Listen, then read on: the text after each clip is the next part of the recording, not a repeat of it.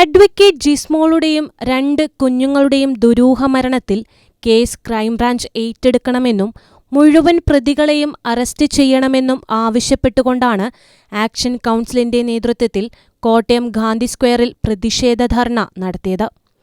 Action council chairman N.K. ശശികുമാറിന്റെ അധ്യക്ഷതയിൽ ചേർന്ന ധർണ ജില്ലാ പഞ്ചായത്ത് അംഗം ജോസ്മോൻ മുണ്ടയ്ക്കലാണ് ഉദ്ഘാടനം ചെയ്തത്.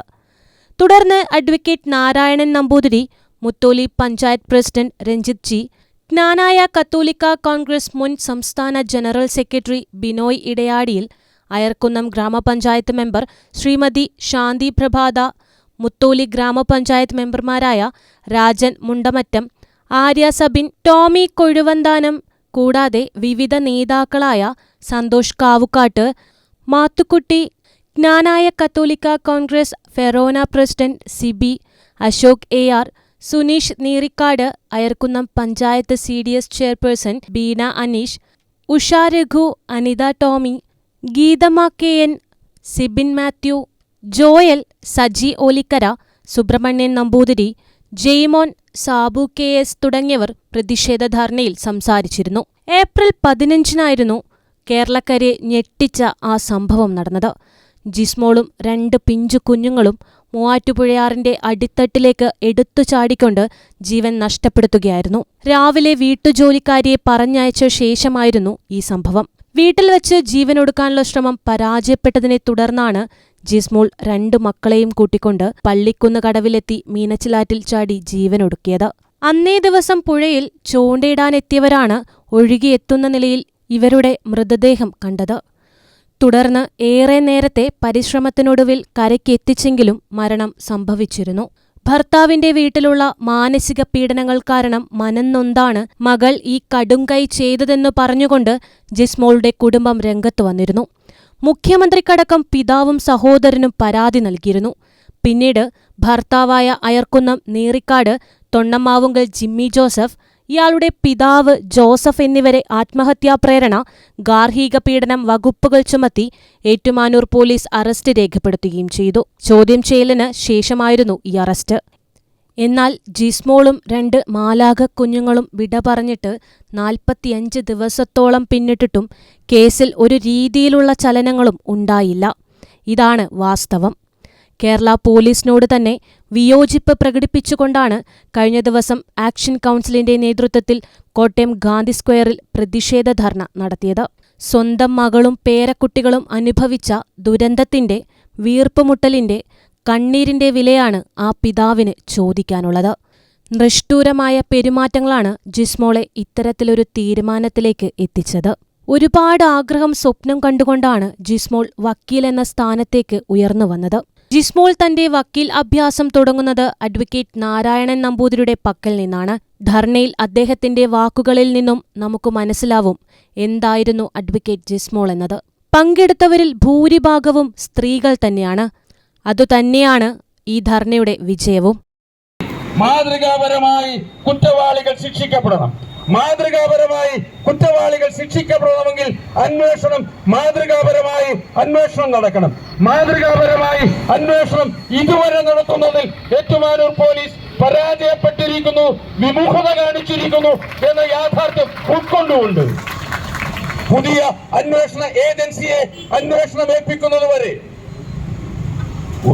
കേരളത്തിലെ പോലീസിനെ കൊണ്ട് നടക്കുന്നില്ല എങ്കിൽ ക്രൈംബ്രാഞ്ചിനെ ഏൽപ്പിച്ചാലും ഈ പോലീസിനെ കെട്ടിയിട്ടിരിക്കുന്ന ആളുകൾ തലപ്പറ്റിരിക്കുന്നിടത്തോളം കാലം ക്രൈംബ്രാഞ്ച് ആണെങ്കിലും റിസൾട്ട് ഒന്നു തന്നെ ആകുമെന്നുള്ള തിരിച്ചറിവ് സമരഭടന്മാർക്കുണ്ട്, സമരത്തിന്റെ നേതാക്കന്മാർക്കുണ്ട് എന്നാണ് ഞാൻ വിശ്വസിക്കുന്നത്. കേന്ദ്ര ഏജൻസികളെ വരെ വേണമെങ്കിൽ കേരളത്തിൽ ഈ അന്വേഷണത്തിൽ കൊണ്ടുവരാനുള്ള നിയമ നടപടികൾ സ്വീകരിക്കാൻ ഈ സമരസമിതി തയ്യാറാകുമ്പോൾ മുത്തോലിയിലെ അയർക്കുന്നത്തെ ജനാധിപത്യ വിശ്വാസികളോടൊപ്പം കോട്ടയത്തെ മുഴുവൻ ജനാധിപത്യ വിശ്വാസികളും ഉണ്ടാകുമെന്ന് ഉറപ്പു നൽകിക്കൊണ്ട് ആ പ്രതീക്ഷയിൽ ഈ സമരത്തിന് എല്ലാവിധ പിന്തുണയും നൽകിക്കൊണ്ട് ഞാൻ ഉപസംഹരിക്കുന്നു. നിങ്ങൾക്ക് നമസ്കാരം. അവസാന ഞായറാഴ്ച ഏപ്രിൽ മാസം 13-ാം തീയതി രാവിലെ പള്ളിയിൽ പോയി സന്തോഷത്തോടുകൂടെ കുരുത്തോലയുമായി നിൽക്കുന്ന ദൃശ്യം വാട്സപ്പ് സ്റ്റാറ്റസിലിട്ട ജിസ്മോൾ അതിനുശേഷമുള്ള 13-ാം തീയതി ഉച്ചയ്ക്ക് ശേഷം, 13-ാം തീയതി രാത്രിയില്, 14-ാം തീയതി പകല്, 14-ാം തീയതി രാത്രിയില് ഈ സമയത്ത് സ്വന്തം പിതാവും മറ്റ് ആളുകളും ബന്ധുക്കളുമൊക്കെ ജിസ്മോള് ഫോണിൽ ബന്ധപ്പെടാൻ ശ്രമിച്ചെങ്കിലും ഫോണിൽ കിട്ടിയിരുന്നില്ല. അപ്പൊ 13-ാം തീയതി രാത്രിയും 14-ാം തീയതി പകലും 14-ാം തീയതി രാത്രിയും അയർക്കുന്ന നീറിക്കാട്ട് വീട്ടിൽ എന്താണ് നടന്നത്, അതാണ് ഇപ്പോഴും നിഗൂഢതയായിട്ടുള്ളത്. ഇവിടെ പ്രിയപ്പെട്ട ജിസ്മോളുടെ പിതാവ് തോമസും സഹോദരനും കൊടുത്ത ഒരു ഗാർഹിക പീഡന പരാതിയുടെ പേരിൽ മാത്രം ഒരു അറസ്റ്റ് ഉണ്ടാവുകയും അറസ്റ്റിനെ തുടർന്ന് സ്വാഭാവികമായും കുറെ നാള് റിമാൻഡിൽ കഴിയുകയും ചെയ്താലും വസ്തുതാപരമായി ഞാൻ കഴിഞ്ഞ നാളിൽ നടന്ന യോഗത്തിലും പറഞ്ഞതുപോലെ കൃത്യമായി ഇതിന് തെളിവില്ലാതെ ഇത് കേസ് ചാർജ് ചെയ്താൽ സ്വാഭാവികമായും 2-3 വർഷം കഴിയുമ്പോൾ ഇവർ കുറ്റവാളികളല്ലാത്തവരായിട്ട് പൊതുസമൂഹത്തിലേക്ക് ഇറങ്ങി വരുന്ന സാഹചര്യമായിരിക്കും ഉണ്ടാകുന്നത്. എന്നാൽ 13-ാം തീയതിയും 14-ാം തീയതിയും 14-ാം തീയതി രാത്രിയും ആ വീട്ടിൽ യഥാർത്ഥമായിട്ടുള്ള പീഡനത്തിന്റെ ബുദ്ധിമുട്ടുകളിലൂടെ എന്താണ് വീട്ടിലുണ്ടായ കൊടിയ പാതകങ്ങൾ അത് രംഗത്ത് കൊണ്ടുവരികയും അത് കുട്ടികളിൽ നിന്ന് തന്നെ അതിന്റെ കൃത്യമായ വിവരങ്ങളും തെളിവുകളും ശേഖരിച്ച് കുറ്റപത്രം കോടതിയിൽ കൊടുത്താൽ സ്വാഭാവികമായും പ്രതികൾക്ക് കടുത്ത ശിക്ഷ ലഭിക്കുന്നതിന് അത് ഇടവരുത്തും എന്ന കാര്യത്തിൽ സംശയമില്ല. നമ്മുടെ എല്ലാം മനസ്സിലുള്ള സംശയം എന്ന് പറയുന്നത് വെറുതെ അവരെ അറസ്റ്റ് ചെയ്തു, അവരെ ചോദ്യം ചെയ്യുന്നില്ല, വ്യക്തമായ മൊഴികൾ എടുക്കുന്നില്ല, സാക്ഷി മൊഴികൾ എടുക്കുന്നില്ല, മൊബൈൽ ഫോണുകൾ കേന്ദ്രീകരിച്ച് അന്വേഷണം നടക്കുന്നില്ല. കേവലം ഒരു അറസ്റ്റ്, സുഖവാസം 1 മാസം ജയിലിൽ കിടന്നതിന് ശേഷം പുറത്തിറക്കി വിടുന്നതല്ല അവരിൽ നിന്നും അവർക്ക് നമ്മൾ ആഗ്രഹിക്കുന്ന ശിക്ഷ എന്ന് പറയുന്നത്. ഈ വിഷയത്തിൽ കുറ്റവാളികളായിട്ടുള്ളവര് 4 പേരും നമ്മുടെ മുൻപിൽ ഒരുപോലെ കുറ്റവാളികളാണ്. ഒന്ന്, സ്വന്തം ഭർത്താവ് ജിമ്മിയുടെ മാതാവ് ബീന എന്ന് പറയുന്ന സുന്ദരി റാണിയായിട്ടുള്ള സ്ത്രീ.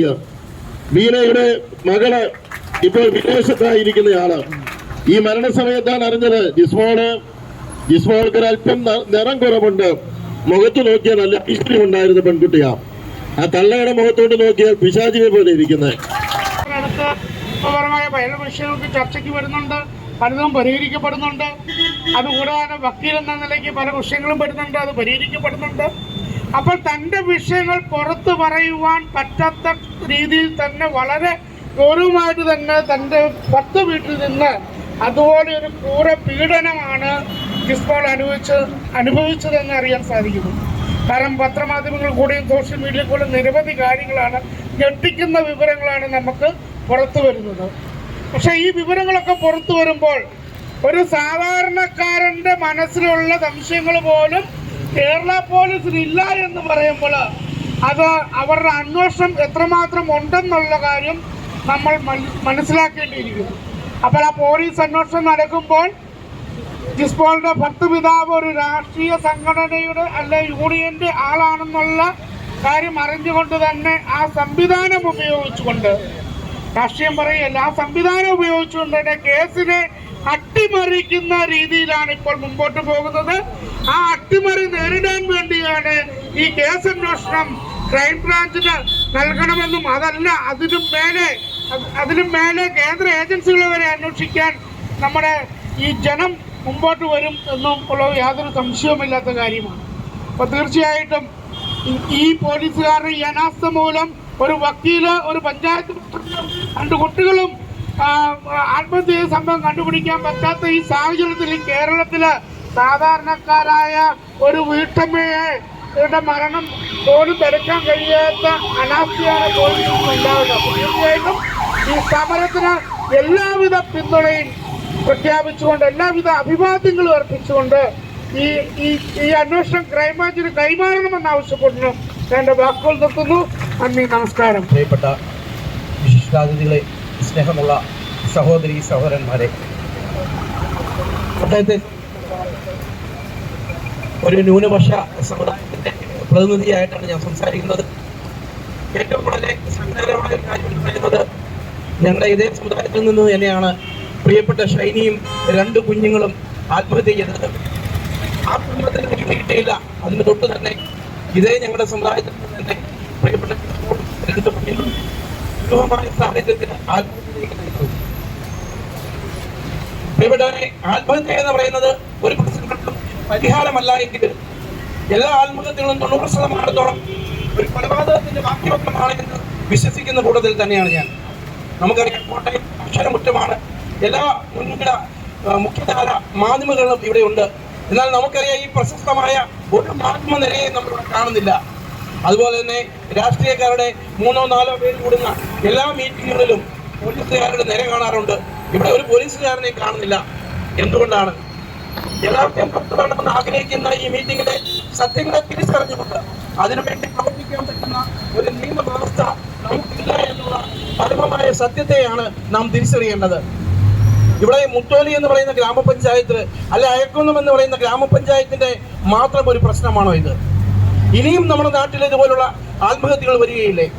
പ്രിയപ്പെട്ടവരെ, ആത്മഹത്യ ചെയ്ത ആ അമ്മമാരോടൊപ്പം 2 പിഞ്ചു കുഞ്ഞുങ്ങൾ അവരെന്ത് തെറ്റ് ചെയ്തു എന്നുള്ളത് നമ്മുടെ മുമ്പിൽ എപ്പോഴും ഒരു ചോദ്യചിഹ്നമാണ്.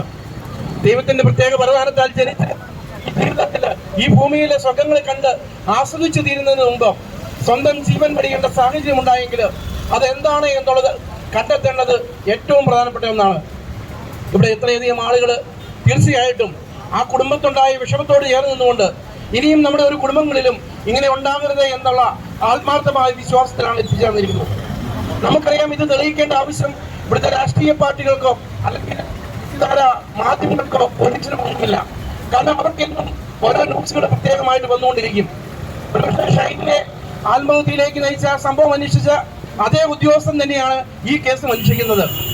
ഞാൻ നീതി നിർവഹിക്കും, എനിക്ക് പ്രത്യേക മെഡലുകളൊക്കെ കിട്ടിയിട്ടുള്ളതാണ് എന്നൊക്കെ പറയുമ്പോൾ പോലും ശരിയായ രീതിയിൽ കേസന്വേഷണം നടത്തി ശരിയായ പ്രതികളെ കണ്ടെത്തുവാൻ കഴിഞ്ഞിട്ടുണ്ടോ എന്നുള്ളത് ഇവിടെ ഒരു പ്രധാനപ്പെട്ട ചോദ്യമാണ്. നമുക്കറിയാം, ജിസ്മോളുടെ അമ്മായിമ്മ എന്ന് പറയുന്ന ബീന ടീച്ചർ നാട്ടിലൊരു ടീച്ചർ ആയിരുന്നെങ്കിലും സ്വഭാവ വൈകൃതങ്ങൾ ഉണ്ടായിരുന്നു എന്നുള്ള കാര്യം പരമമായ ഒരു സത്യമാണ്. അതേ ഒരു മാതാവിന്റെയും ആ മാതാവിന്റെ മകളുടെയും സ്വഭാവ വൈകല്യങ്ങളാണ് നമ്മുടെ പ്രിയപ്പെട്ട ഷൈനിയുടെ ജിസ്മോളുടെ മരണത്തിലേക്ക് നയിച്ചത് എന്ന കാര്യത്തിൽ യാതൊരു സംശയവുമില്ല. എന്നാൽ ഈ പറഞ്ഞ അമ്മയ്ക്ക് അസുഖമാണെന്ന് പറഞ്ഞ് കാരിത്താസിൽ അഡ്മിറ്റ് ചെയ്ത് അറസ്റ്റ് ഒഴിവാക്കി. ഇന്ന് അസുഖമൊക്കെ കുറേയൊക്കെ കുറഞ്ഞെന്നും പറഞ്ഞുകൊണ്ട് നാട്ടിൽ വന്നിട്ടുണ്ട്. നമുക്കറിയാം, ക്യാൻസർ എന്ന് പറയുന്നത് ഇന്ന് സമൂഹത്തിൽ ഒരു തീരാവ്യാധി തന്നെയാണ്. എന്നാൽ ക്യാൻസർ എന്ന് പറയുന്ന അസുഖം ബാധിച്ചപ്പോൾ പോലും സ്വന്തം മകന്റെ മകള് അല്ലെ സ്വന്തം മകന്റെ ഭാര്യ സ്വന്തം മകളായിട്ട് കൈപിടിച്ച് കൊണ്ടുവന്ന ഭവനത്തിൽ പീഡനങ്ങൾ കൊടുക്കുവാൻ തയ്യാറായെങ്കിൽ അവരുടെ അസുഖങ്ങൾ എന്താണെങ്കിലും അതിനെ മറച്ചു വെച്ചുകൊണ്ട് അവരെ നിയമം അനുശാസിക്കുന്ന എല്ലാവിധ തെറ്റുകൾ അല്ലെ എല്ലാവിധ ശിക്ഷകളും അവർക്ക് നൽകണമെന്ന് തന്നെയാണ് പറയാനുള്ളത്. അതുപോലെ തന്നെ സ്വന്തം അമ്മയുടെ സ്വഭാവ വൈകല്യങ്ങളെ മനസ്സിലാക്കിക്കൊണ്ട് ഭർത്താവിന്റെ ഗ്രഹത്തിൽ ജീവിക്കുവാൻ തയ്യാറാകാതെ സ്വന്തം ഗ്രഹത്തിൽ വന്നു നിന്നും തന്നെ പോലെ തന്നെ മറ്റൊരു കുടുംബത്തിലേക്ക് കടന്നു വന്ന പ്രിയപ്പെട്ട ജിസ്മോളെയും കുഞ്ഞുങ്ങളെയും ദ്രോഹിച്ച ദീപ എന്ന് പറയുന്ന സഹോദരിയെ നിയമത്തിന്റെ എല്ലാ പഴുതുകളും അടച്ചുകൊണ്ട് ഇവിടെ എത്തിച്ചേർന്ന് അറസ്റ്റ് ചെയ്യുകയാണ് അത്യാവശ്യമായിട്ട് വേണ്ടത്. നമുക്കെല്ലാം ഇവിടെ നാട്ടുകാരെല്ലാവരും, ഞാൻ ഉൾപ്പെടെ എൻ്റെ ഭാര്യയുടെ ഉടനെ തന്നെയാണ്, ഞാൻ ഉൾപ്പെടെയുള്ളവരെല്ലാം ജോസഫ് ഏട്ടനെ ന്യായീകരിച്ചുകൊണ്ടിരുന്നു. എനിക്കൊന്ന് ജിസ്മോളുടെ ഫാദറിനോട് പോലും സംസാരിച്ചപ്പോൾ പറഞ്ഞതാണ്, നമ്മളെപ്പോഴും ജോസഫ് ഏട്ടൻ നല്ലവനായിരുന്നു, അദ്ദേഹം പൊതുജനങ്ങളുടെ മുമ്പിൽ നല്ല ആളാകാൻ വേണ്ടി എന്തും നല്ല രീതിയിൽ ചെയ്തിരുന്നു, എല്ലാ ദിവസവും പള്ളിയിലൊക്കെ പോയി കുർബാനയൊക്കെ ചെയ്തിരുന്നു. എന്നിട്ടും സ്വന്തം കുടുംബത്തിൽ നടക്കുന്ന ഈ കൊള്ളരുതായ്മയ്ക്കെതിരെ നട്ടലില്ലാതെ അദ്ദേഹം പ്രവർത്തിച്ചതും നട്ടലില്ലാത്ത അദ്ദേഹത്തിന്റെ മകന്റെ പ്രവൃത്തിയും തന്നെയാണ് ജിസ്മോളുടെ ആത്മഹത്യയിലേക്ക് നയിച്ചതെന്ന കാര്യത്തിൽ യാതൊരു സംശയവുമില്ല. നമുക്കറിയാം, കുടുംബങ്ങളാകുമ്പോൾ പലവിധ പ്രശ്നങ്ങളൊക്കെ കുടുംബങ്ങളുണ്ടാകും. ചട്ടിയും തട്ടിയും മുട്ടിയും നിൽക്കുന്നവരൊക്കെയാണ് എന്നോർത്തുകൊണ്ട് ഒരു അഭിഭാഷകയായ ജിസ്മോൾക്ക് ആത്മഹത്യ തിരഞ്ഞെടുക്കേണ്ട സാഹചര്യം ഉണ്ടായെങ്കിൽ എത്ര കൊടിയ പീഡനങ്ങളാണ് അവിടെ സഹിക്കേണ്ടി വന്നത് എന്നുള്ളത് നമ്മൾ തീർച്ചയായിട്ടും മനസ്സിലാക്കേണ്ടതാണ്. ഇനിയും ഒരു ആത്മഹത്യകൾ പൊതുസമൂഹത്തിൽ നടക്കാതിരിക്കണമെങ്കിൽ തീർച്ചയായിട്ടും സത്യം പുറത്തു വന്നേ മതിയായുള്ളൂ. അത് ആരായെങ്കിലും, പ്രത്യേകിച്ച് അവരുടെ കുടുംബത്തിൽ നിന്നുള്ളവരാണെങ്കിലും അവർക്ക് ഏതെങ്കിലും രാഷ്ട്രീയ പാർട്ടികളുമായിട്ട് ബന്ധങ്ങളുണ്ടെങ്കിലും അതെല്ലാം പുറത്തു വരണം. എനിക്ക് മനസ്സിലാകാത്ത ഒരു കാര്യമുള്ളത്, ഈ നമ്മുടെ അയക്കൊന്നുള്ള ഉൾപ്പെടുന്ന പ്രദേശത്ത് ഒരു MLA ഇല്ലേ, അതുപോലെ പാലായിൽ ഒരു MLA ഇല്ലേ, ഇവരെ ആരെ എന്തുകൊണ്ട് ഇവിടെ കണ്ടില്ല? ഇവരെയെല്ലാം തിരഞ്ഞെടുത്തത് നിങ്ങൾ തന്നെയല്ലേ? നാളുകളും വോട്ട് ചോദിച്ചു ഇവർ വരുമ്പോൾ നിങ്ങൾ ചോദിക്കേണ്ട കാര്യങ്ങളാണ്. ഇത്രയധികം സഹോദരിമാർ ഈ ഒരു വിഷയവുമായിട്ട് ബന്ധപ്പെട്ട് ഇവിടെ വന്നെങ്കിൽ നാളെ അവരുടെ കുടുംബങ്ങൾക്ക് സംഭവിക്കാതിരിക്കുന്നെങ്കിൽ, അവരുടെ കുഞ്ഞുങ്ങൾക്ക് സംഭവിക്കാതിരിക്കണമെങ്കിൽ തീർച്ചയായിട്ടും സത്യം പുറത്തേക്ക് വരണം. അതുകൊണ്ട് ഈ അന്വേഷണം ശരിയായ രീതിയിൽ പോവുകയും അതിന്റെ അവസാന നിമിഷം വരെ ഏത് രീതിയിലും കുറ്റവാളികൾ ശിക്ഷിക്കപ്പെടുന്ന അവസരം വരെ അത് പോലീസ് സ്റ്റേഷൻ ആയാലും ഈ പറഞ്ഞ രാഷ്ട്രീയക്കാരുടെ വീടുകളായാലും, അതല്ല ഇന്ന് അടച്ചുപൂട്ടിയിരിക്കുന്ന ഈ ജിസ്മോളെ കെട്ടിച്ചുവിട്ട ഭവനത്തിലായാലും അവിടെ എത്തിച്ചേർന്ന് പ്രതിഷേധങ്ങൾ നടത്തി ഒരു തീരുമാനം ഈ കാര്യത്തിൽ ഉണ്ടാക്കണമെന്നും അതിനുവേണ്ടി തീർച്ചയായിട്ടും പരിശ്രമിക്കണമെന്നും തീർച്ചയായിട്ടും എല്ലാ പ്രവർത്തനങ്ങളും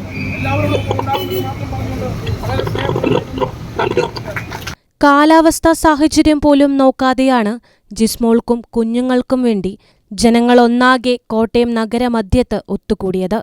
വിശ്വസനീയമായ മറ്റൊരു ഏജൻസിയെ കേസ് ഏൽപ്പിക്കാതെ പുറകോട്ടില്ലെന്ന നിശ്ചയദാർഢ്യത്തിലാണ് ആക്ഷൻ കൗൺസിൽ.